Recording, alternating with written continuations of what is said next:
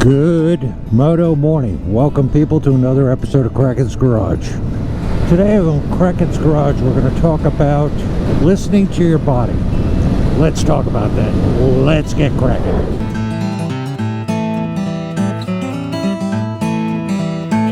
So today I'm out on the small bore 4, the Baby Ninja, and getting a ride in. First ride I've had in a month. And as the farmers would say here in Virginia, you got to make hay in the sunshine, and the sun is shining. If you're a motorcyclist, you better get out and ride, because 90 days from now it's going to be Thanksgiving and cold. So that's kind of sobering to think about. So what's going on? Why haven't I been riding? And I want to put the caveat on this, that this isn't a woe is me video. It's more of a stay in touch with what few followers I have that truly follow my channel.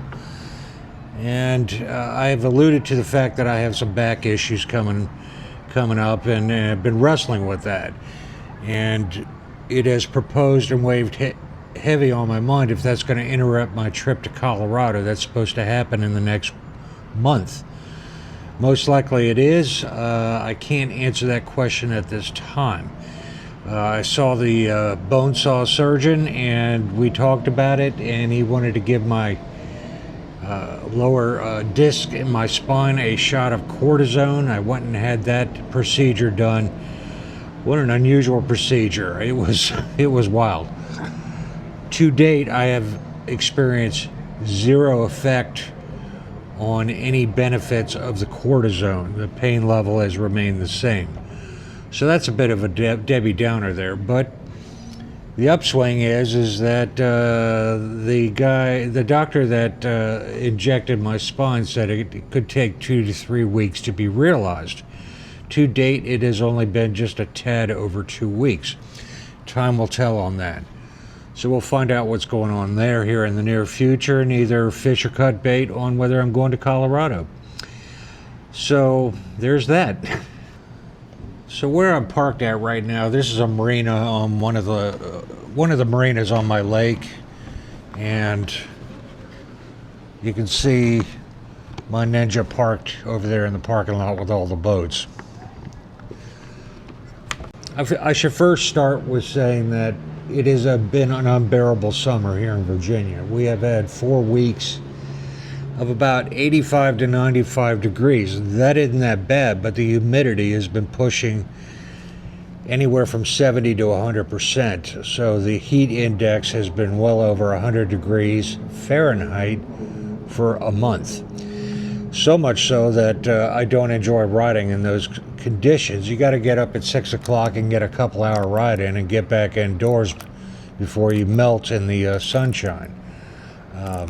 Maybe it's an age thing and I can't take the heat like I used to, or I don't want to, or feel like I have nothing to prove, so I don't.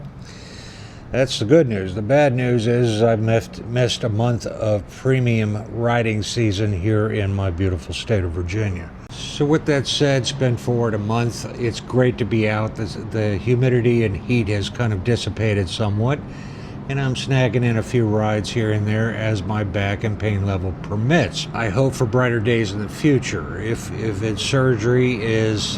spinal surgery, infusing a couple of more discs is inevitable, then I will plan to do that in the wintertime when I'm not riding as much. So I'll try to be strategic about it, and we'll see how that pans out. More to come on that.